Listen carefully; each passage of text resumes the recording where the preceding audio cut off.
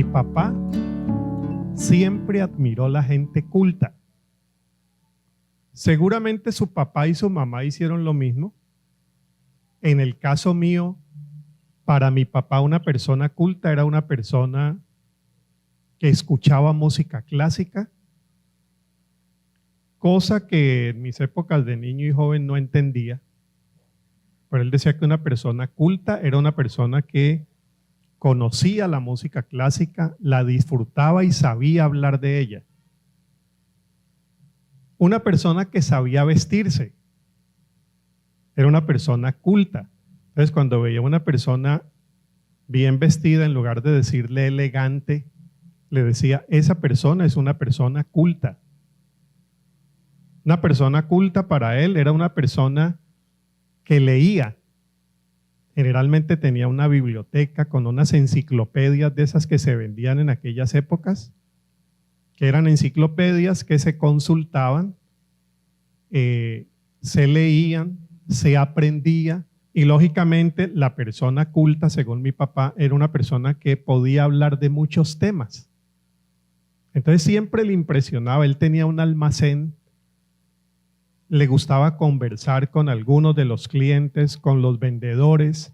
Entonces cuando tenía una charla no solo entretenida, sino profunda, él decía, ¿escucharon? Ese vendedor es un vendedor culto.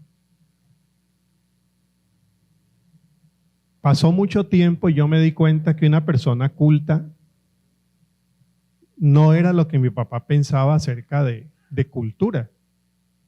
Miren, por ejemplo, esta definición que nos ayuda un poquito a entender cultura. A ver cómo les parece esta que traje. Cultura se refiere al conjunto de bienes materiales y espirituales de un grupo social, un país, una comunidad, una familia, una iglesia, transmitido de generación en generación a fin de orientar las prácticas individuales y colectivas. Y termino aquí y después explico un poquito. Incluye lengua, modos de vida, costumbres, tradiciones, hábitos, valores, patrones y otros conocimientos. Entonces, esta definición dice, en verdad, persona culta es la que ha cultivado junto con un grupo social unas maneras de vivir, de hablar, de hacer las cosas, de conservar sus tradiciones. Y que eso que mi papá pensaba que era cultura, es una forma de entender cultura, pero que hay otras formas de entenderla. Yo no sé qué hubiera pensado mi papá, a lo mejor si le digo eso vuelve y se muere, que los indígenas que no hablan generalmente el castellano, que tienen unas tradiciones y formas de vestirse tan distintas, que no tienen enciclopedias, que no tienen tradiciones cristianas como las nuestras, tienen una cultura, solo que no es la cultura del centro de Europa, que se impuso y que nos hizo pensar que eso era lo culto. Entonces, la cultura, pues bien, la palabra nos ayuda mucho. Es lo que uno cultiva entre un grupo. Lo vamos cultivando entre todos y se convierte en ¿qué? En la forma de vivir. La cultura tica, la cultura colombiana. Dentro de los ticos, las subculturas. Sí, las subculturas de tal región, son sus tradiciones, sus formas de hablar y todo esto. Bueno, por cierto, existen tradiciones religiosas, tradiciones denominacionales. Los bautistas tenemos unas culturas, unas formas de saludarnos, hay una jerga. Una persona que viene de otra cultura denominacional a veces no entiende la jerga nuestra, unas maneras de convivir, de gobernarnos y todo. Muy bien, pero mire, hablando de la cultura global, porque también hay culturas globales, avancemos aquí. Hay unas por lo menos unas 3 señales de lo que caracteriza la cultura global de hoy. Ahora vamos a hablar de la cultura global. Las culturas globales, me parece a mí que son muy importantes tenerlas en cuenta porque son formas que se nos imponen y nos parece que es lo más natural vivir así. Y son culturas que las encuentras en México, en Argentina, al otro lado, en Chile, en Sudáfrica, las encuentras en Europa y se vuelven, no en todo el planeta, pero sí es una cultura que se va imponiendo, por eso que hoy llaman también la globalización. Donde va, incluso hasta formas de comer, ¿no? Hasta formas de comer, hasta los mismos almacenes, bueno, pero hay 3 señales de esta cultura. A ver ustedes cómo la ven. La gerencial, la del espectáculo y la del éxito. A ver, la gerencial. Se nos está imponiendo en todo el mundo la cultura gerencial corporativa. Es decir, gracias. Sí, aquí está, mucho mejor. Te agradezco mucho. A ver, me voy explicando con esto, para que lleguemos a la iglesia. Hoy entendemos que todo tiene que ser gerenciado. Todo tiene que ser administrado. Todo tiene que ser gerenciado de la manera como las corporaciones privadas nos han enseñado que se tiene que administrar. Eso no existía hace 100 años. Cuando uno dice eso, preguntan, ¿verdad? No siempre fue así. Los gerentes no existían hace 100 años. La administración de empresas, yo soy administrador de empresas, es una profesión que tengo por ahí escondida. La administración de empresas nació después de la Revolución Industrial. La palabra liderazgo no tiene ni 100 años. Pero hoy nos parece que así ha existido siempre. Y que Jesús fue un líder. ¿Qué iba Jesús a saber de liderazgo? Por allá en esos siglos no existía. Pues sí, existía orden, existía visión, pero la cultura como la tenemos hoy es muy distinta. Segundo, la cultura del espectáculo. Hoy todo se convirtió en espectáculo. El espectáculo emocionante. Y donde no haya algo que emociona, el negocio quiebra. Las cosas tienen que ser espectaculares. Por ahí Mario Vargas Llosa, el Nobel de Literatura, que por cierto ha estado enfermo en estos días, escribió algo sobre la cultura del espectáculo. Todo se volvió espectáculo. Entonces, algo que a uno antes lo entretenía mucho, como arrastrar un carro, que no era un carro, sino que era una caja, y uno arrastraba de un mecate, arrastraba la cajita y uno pensaba que era un camión, lo entretenía uno. Hoy a un niño de esta cultura, eso no es espectacular. Arrastrar una caja y las formas como en mi generación de niños y niñas jugábamos, lo espectacular era otra cosa. Hoy, y la otra, pues se deriva de las anteriores, la cultura del éxito. La cultura del éxito brillante. Bueno, vamos con estas 3. Gerencia, espectáculo y éxito. ¿Cómo se nota eso en la cultura? Pues eso se nota en la cultura en que en los espacios cotidianos eso se incrusta y se forma cultura. ¿Y cuáles son los espacios cotidianos? Familia, escuela, iglesia y trabajo. La familia, hoy hay cursos que te enseñan a gerenciar la familia. La familia debe tener una visión. La familia debe tener una misión. La familia debe tener unos objetivos. La familia debe tener unas metas. La familia debe tener un plan operativo anual. ¿Eso es malo? No, no, es bueno siempre y cuando uno recuerde que la familia es más que una empresa. No, no, no, la familia es una empresa. Entonces notan cómo la cultura se te mete en los espacios más cotidianos. Aún los terapeutas, aquí con la disculpa de mi esposa, algunos terapeutas, no ella, algunos terapeutas cuando están tratando con la pareja dicen, negocien, negocien. Es la palabra, eso no está malo, hay que negociar, pero es que se nos metió el lenguaje. Decíamos que las culturas se hacen con los lenguajes. Negocie con sus hijos, negocie con su esposa, revise su plan anual.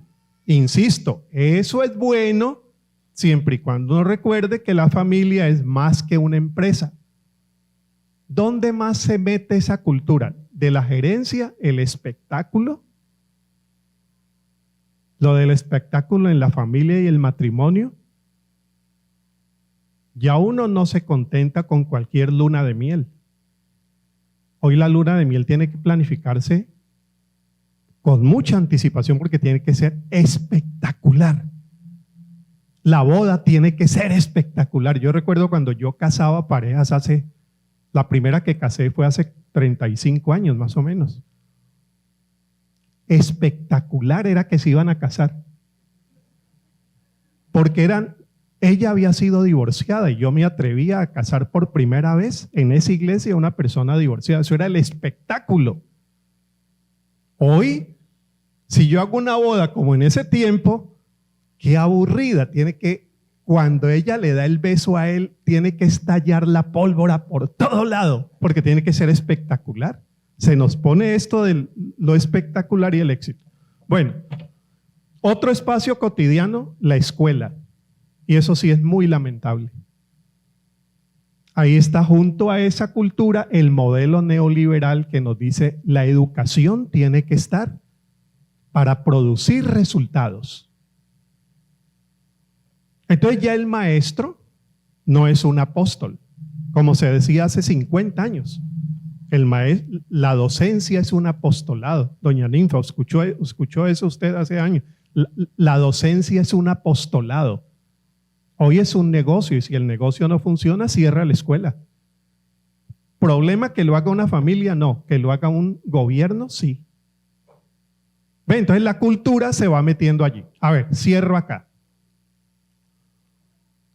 Con lo que vamos a tratar ahora es cómo la cultura se mete, déjenme usar esa palabra, se mete en la iglesia. Se mete en la iglesia. Y se metió en la iglesia. La cultura de la gerencia, el pastor hoy se parece más a un gerente que a un maestro espiritual. Tiene que ser un gerente. Tiene que saber administrar, tiene que crecer, tiene que saber levantar fondos, tiene que saber hacer el espectáculo. Vuelvo a hablar de mi ministerio hace 35 años. Yo era el que tocaba la guitarra en la iglesia. ¿Ustedes se imaginan lo espectacular que era eso? Demos gracias al Señor, demos gracias a la gente. Ese era todo el espectáculo. Nunca aprendí a tocar guitarra. Yo toqué guitarra en la iglesia porque había que tocar guitarra. Nunca supe notas. Que después del sol sigue la fa. Yo miraba era por dónde movían los dedos y vamos, y ahí vamos. Era todo Hoy la gente se va si yo sigo tocando la guitarra, porque es que hay unas iglesias más espectaculares. ¿Malo eso? No. El problema es cuando el pastor se vuelve gerente, el culto se vuelve espectáculo y la misión se mide por el éxito. ¿Cuál es el tema de nuestros mensajes durante esta semana? Ahora lo tengo aquí, ¿no? Mire, es que esto de lo espectacular a uno no le... Las señales de una iglesia buena. Y hemos estado siguiendo esa serie y lo que mencionábamos después de haber dicho varias cosas, hoy vamos a avanzar con esta para medir con esta señal lo que acabamos de decir de la cultura. Lo que vamos a afirmar hoy, todo lo que vamos a afirmar hoy es esto.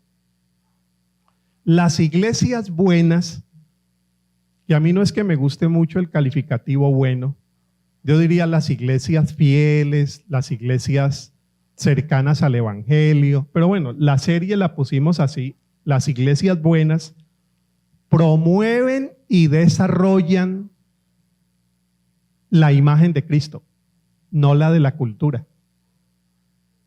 Y cuando una iglesia intenta, porque es que eso hay que intentarlo, ceñirse a la imagen de Jesús como maestro, como pastor, como acompañante espiritual, cuando uno se ciñe a la imagen de Cristo y no a la de la cultura, tenemos entonces una iglesia contracultural. ¿Han oído este término? Que la iglesia tiene que ser contracultural. ¿Qué significa eso?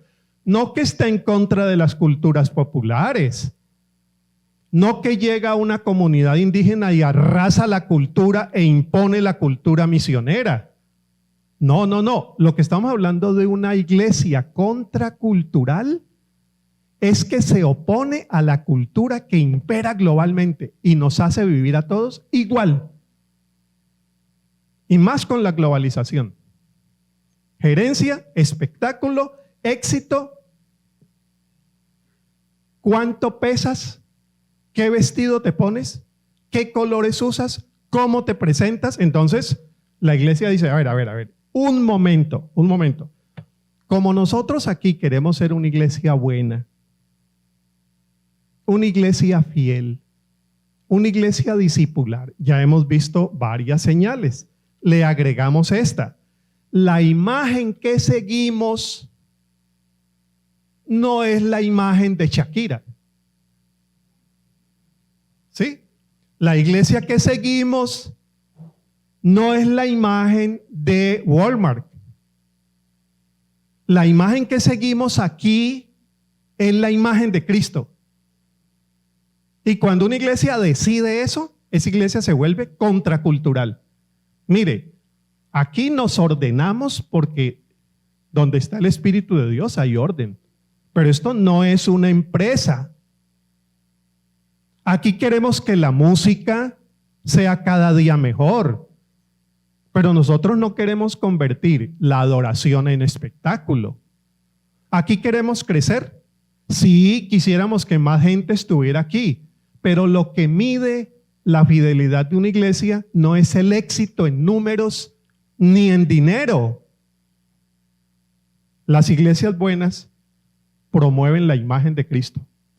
Y Pablo, en esa época donde imperaba la cultura del imperio, la cultura del imperio era la grandeza, el poder y la exclusividad. El poder, la grandeza, entre más amplias fueran las fronteras, eso venía desde Salomón y David. Entre más grande, más bueno era. Y la exclusividad, si Roma es, nadie más es. Y si Grecia es, nadie más es. Entonces Pablo dice, señores, en una cultura greco-romana, donde se piensa en lo grande, lo poderoso y lo exclusivo, yo les voy a traer otro modelo. Porque la iglesia, si quiere ser iglesia, tiene que seguir la imagen de Cristo. Y en una ocasión les escribe a los de Filipos y les escribe un himno, que posiblemente era un himno que cantaban las iglesias y que está en Filipenses. Escuchen la imagen que él les da. Filipenses capítulo 2, versículos del 5 al 11 y nos ponemos en pie. Yo lo voy a leer. Escuchen lo que dice. ¿Estamos listos? ¿Listas? Filipenses 2 del 5 al 11. Que haya en ustedes el mismo sentir que hubo en Cristo Jesús, quien siendo en forma de Dios, no estimó el ser igual a Dios como cosa que aferrarse. Esto lo está diciendo en el Imperio Romano. Sino que se despojó a sí mismo y tomó forma de siervo y se hizo semejante a los hombres, y estando en la condición de hombre se humilló a sí mismo y se hizo obediente hasta la muerte y muerte de cruz. Paro ahí. Por eso los griegos siempre tuvieron problemas con el cristianismo, porque esta cultura no era la de ellos. Y lo humillante les parecía degradante.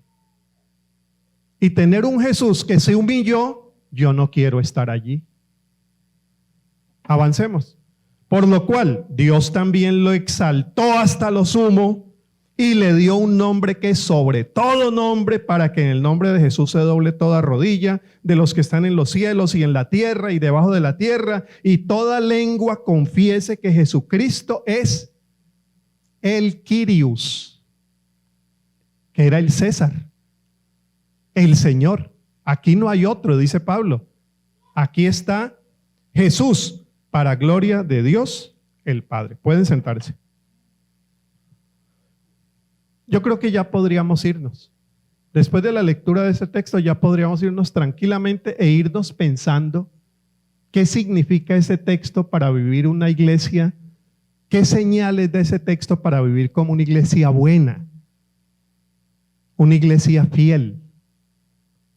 Y les decía, claro, ese texto resulta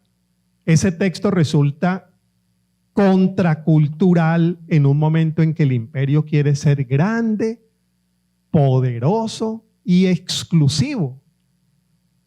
Y Pablo está diciendo que el modelo que nos sigue a nosotros es de uno que se entregó, no quería el poder, porque poder era lo que tenía. Y en un momento en que el imperio, siendo grande y exclusivo, quiere que todo mundo se someta a él, Pablo dice, aquí tenemos un Jesús que se somete a los otros y se entrega por ellos. Mire, estamos tratando un tema que es muy, muy serio en las iglesias hoy en día. Porque Jesús termina siendo el adorno de las iglesias. Frente a iglesias que se dejan embaucar por el modelo cultural de la gerencia, el espectáculo y el éxito. Y en una iglesia así, Jesús termina incomodando. Del Jesús pobre nadie quiere hablar. Del Jesús que se entrega nadie quiere hablar. Del Jesús que se humilla. Imagínense ¿qué va a gustar en esta cultura del éxito? Un Jesús que se humilla. Entonces estamos tratando el tema central de la iglesia hoy, en medio de una cultura como la que presentábamos, donde la cultura no termina siendo impactada por el evangelio, sino el evangelio impactado por la cultura. Y de eso llevamos 21 siglos. Este no es un problema nuevo. Este no es un problema nuevo. La cultura se ha impuesto sobre la iglesia. En el primer siglo se impuso la cultura imperial.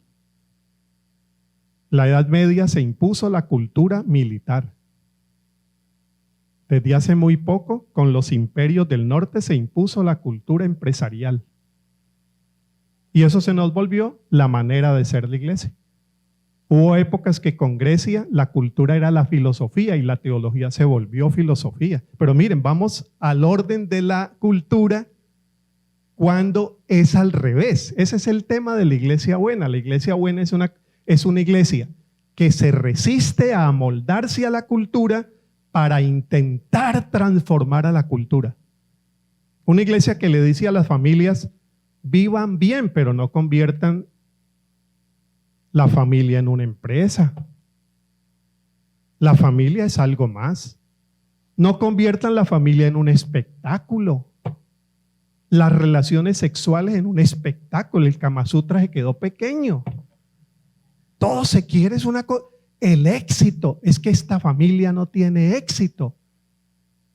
¿Cómo vamos a convertir la educación en negocio? Entonces es una iglesia que sale a decirle al Estado y a sus gobiernos, La educación no es un negocio. El problema hoy no es si es derecha o de izquierda, sino si se amolda esta cultura. Gobiernos que terminan convirtiendo todo en una empresa eficiente. ¿Cómo acabar con la inseguridad? Lo que da resultado. Bueno, ¿qué le dice esto a la iglesia de hoy? Entonces vamos a terminar aquí. Yo siempre digo que leyendo el texto ya uno podría irse. El texto es suficiente. Cristo para la iglesia, miren lo que dice Pablo. Es el modelo, pero Pablo usa una palabra, es su sentir. Porque escuchen lo que dice el versículo. Que haya en ustedes el mismo sentir que hubo en Cristo Jesús, quien siendo en forma de Dios no estimó el ser igual a Dios. Ya leímos todo eso. Y estando en la condición de hombre, se humilló a sí mismo. Mire, a mí me llama mucho la atención esto. Cristo es para la iglesia el modelo y es el sentir. El sentir, ¿qué dice eso? Pues el modelo lo entendemos mejor. El modelo es al que seguimos, el que nos dice cómo y qué hacer. ¿Cómo y qué hacer? Pero el sentir, ¿qué es? El sentir es algo que falta hoy.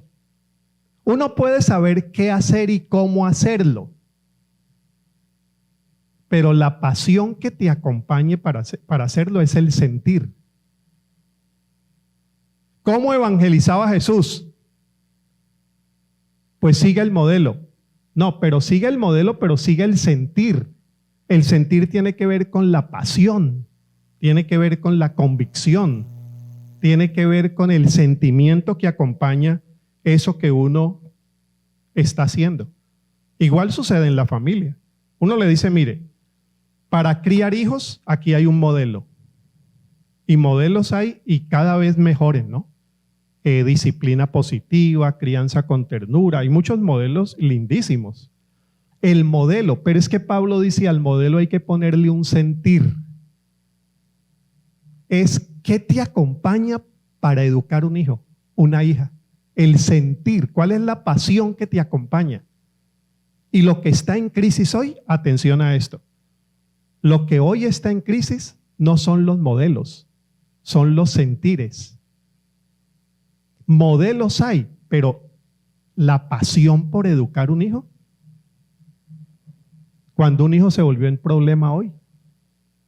Uno entiende estas nuevas generaciones que ya no quieren tener hijos e hijas porque es que de verdad, mire, no es fácil.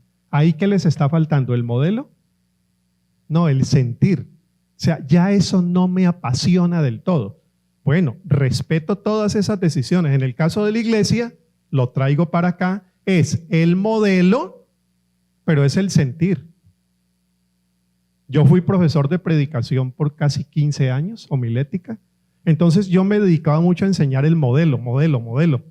Introducción, frase transicional, tesis, primer punto, segundo punto, tercer punto, subpuntos, conclusión, llamado a la acción. El modelo y el sentir. Entonces había muchachos que incorporaban el modelo, pero no tenían el sentir. Y a veces me sorprendía cuando yo iba a otras iglesias y tal, y había gente que predicaba sin el modelo. ¿Pero qué tenía? Fuego. Fuego, pasión. Claro, el sentir. Entonces la iglesia de hoy debe buscar un modelo. La iglesia simple, la iglesia integral, la iglesia con propósito, la iglesia. Y han aparecido modelos en los últimos 30 años, han aparecido una lista, pero el sentir, la pasión, el compromiso, me parece a mí que es lo que está faltando. Mire, ser una iglesia fiel a Jesús no es tan fácil en una cultura como esta. El sentir compasivo, el sentir amoroso, el responder a las necesidades del mundo como Jesús respondió. Y yo creo que en esto del modelo la pregunta clave es, ¿qué le dolía a Jesús? Porque cuando él encontraba algo que le dolía, respondía con un modelo. pero era el sentir lo que primero le movía. Recuerden, por ejemplo, en la alimentación de los 5,000. Y sintió compasión de ellos porque sabía que no tenían que comer. ¿Qué es lo primero que siente? ¿Qué es lo primero que tiene? Un sentir. Con el sentir se busca el modelo. ¿Ven la ruta que él sigue? Con el sentir busca un modelo. ¿Qué sentía? Dolor, compasión. Por eso la pregunta, me imagino yo, para la iglesia de hoy es, ¿qué le duele a esta iglesia? ¿Qué es lo que le duele a la iglesia hoy? Si lo que le duele es que la iglesia de la esquina llegó 20 años después y tiene 20 veces más miembros que esta, ¿qué le duele? Lo que le duele es que el presupuesto, lo que le duele es que ¿qué le duele a la iglesia? Que esta iglesia ya está muy vieja, que este templo ya pasó de 30 años, ¿qué le duele? A partir de lo que le duela, uno va a buscar el modelo. A uno no le duele que en estos 23 años que hemos disfrutado tanto nosotros como familia aquí en Costa Rica, la violencia ha crecido terriblemente. ¿Han visto eso? Pero ¿cómo duele eso? El sistema educativo, el sistema de salud, ¿qué le duele a uno? Llevas 7 meses esperando tu intervención, me decías ahora. Sí, eso se va deteriorando y parece que a la iglesia eso no le duele. A nosotros lo que nos duele es que no tenemos una alfombra en el culto, no tenemos aire acondicionado, que a veces a mí también me duele. Pero eso es lo que le duele a la iglesia. ¿Qué le duele? Y terminamos con este segundo. Cristo para la iglesia, además de su modelo y su sentir, es su mensaje y su Señor. Y mire cómo Pablo lo resuelve, pues iba a decir de fácil, pero esto no tiene nada de fácil. Por lo cual Dios también lo exaltó hasta lo sumo. Es decir, Pablo dice, no es que evitamos el éxito, es que lo encontramos por el camino de la entrega. Y le dio un nombre que es sobre todo nombre, para que en el nombre de Jesús se doble toda rodilla de los que están en los cielos y en la tierra y debajo de la tierra, y toda lengua confiese que Jesucristo es el Señor. Entonces, ¿qué tenemos? Un mensaje y un Señor. ¿Cómo nos ayuda esto? Tenemos un mensaje, no un producto. Ahí nos salimos ya de la cultura porque todo se volvió producto. Todo es hoy producto. Tanto que uno, por ejemplo, cuando uno está enseñando, a veces yo tengo clases, a veces no, todas las semanas tengo clases de temas teológicos y todo eso. Entonces me dice un alumno por allá, eso en Zoom, ¿no? Profesor, esa idea suya está muy buena, se la compro. Se la compro. O aquí hay un comentarista de fútbol que tiene como dicho, se la compro. O sea, te creo eso, se la compro. Es la idea de yo tengo un producto. Mijo, yo no estaba vendiendo nada. ¿Cuánto me la va a comprar? Pues si es que me la va a comprar. Pero ahí está lo del lenguaje. Pero mire, nosotros no tenemos un producto. Nosotros no andamos predicando a Cristo y que la gente diga, se lo compro. Es que Cristo no es un producto. Cristo es un mensaje y Cristo es un Señor. Miren la gran diferencia que hay allí. Como desde hace 60 años, con todo el movimiento de campañas evangelísticas, Jesús y el Evangelio terminaron convertido en un producto, la gente lo compró, pero no incorporó el señorío. ¿Ven dónde está el lío? Eso ya le había pasado a la Iglesia Católica, con otro tipo de evangelización, muy agresiva y violenta, muy impositiva, pero después de 500 años se dio cuenta que la gente compró el credo, pero no el evangelio. Y en el caso evangélico, con toda la influencia empresarial del norte, nos compraron el producto, pero no aceptaron el señorío. Entonces, bueno, pues muy bien que estamos reflexionando durante todo este mes en esas imágenes que nos pueden ayudar para recuperar la esencia del evangelio, bajarle la atención a lo que nos crea tanta ansiedad en la iglesia y poner la pasión y el sentir donde deberíamos ponerlo. Porque miren, Si uno pone el sentir en el mensaje y no el producto, hoy puede tener hasta más éxito, si me permiten la palabra éxito. ¿O no fue eso lo que Jesús tuvo? Le llegó gente a Jesús por multitudes. Aún tenía que rechazar. Tenía que rechazar, hacer milagros y decirle, mire, no le diga a nadie, porque es que ya no doy para tanto. Y hay mucha gente que está entendiendo mal el mensaje. No se lo vaya a decir a nadie. Pero decirle a un mudo que no había hablado nunca, que no hablara, y dice, y fue y regó el mensaje. Entonces, yo creo que hoy, donde haya iglesias fieles, hay gente de iglesias empresariales que está buscando llegar. Yo creo eso. Yo creo eso. Hoy hay un reciclaje de mucha gente que compró el producto y se quedó, como decíamos ahora, sin el mensaje. Si me permiten esta ilustración. Si yo trabajo en la Toyota, tengo un producto. Sí, ahí sí es un producto, allí sí es una empresa, allí sí necesito vender, claro. Pero si yo trabajo en el PANI, yo no tengo un producto, yo tengo una causa.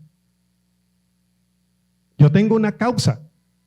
Claro, lo que pasa es que los gobiernos están transformando las causas en productos, un asunto gravísimo.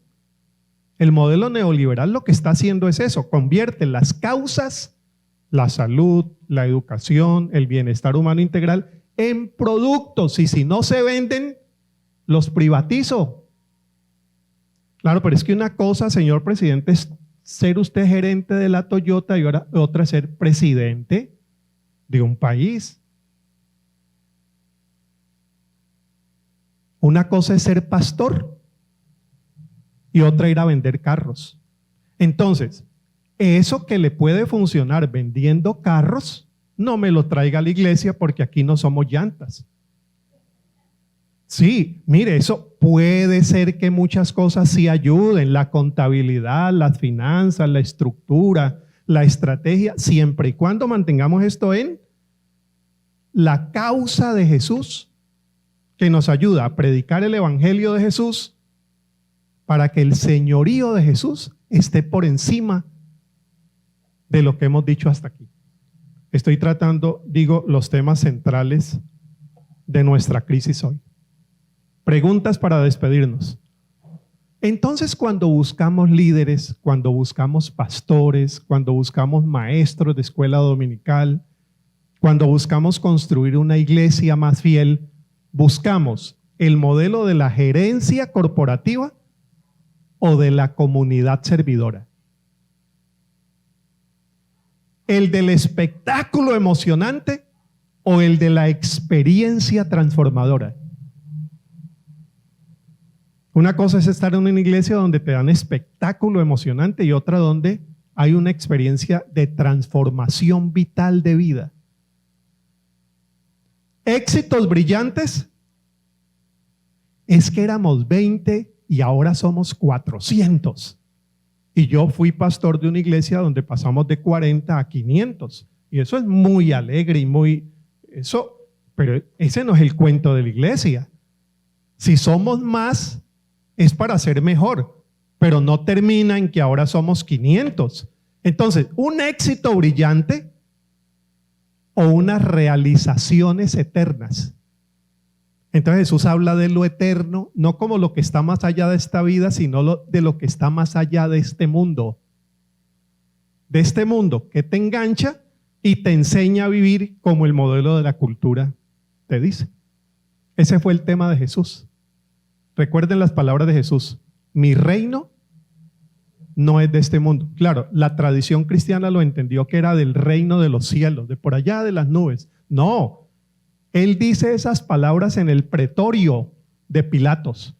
Mi reino no es de este mundo. Mi reino se hace de otra forma, no se hace como Roma. Y cuando Pablo habla de mundo, está hablando de cultura. Está hablando de las formas como hacemos la vida hoy en día. que hayan ustedes el mismo sentir que hubo en Cristo Jesús, quien siendo en forma de Dios, no estimó el ser igual a Dios como cosa que aferrarse, no se aferró, sino que se entregó. Y frente a esa entrega, pues vino entonces la recompensa del Padre. Preguntas para esta semana.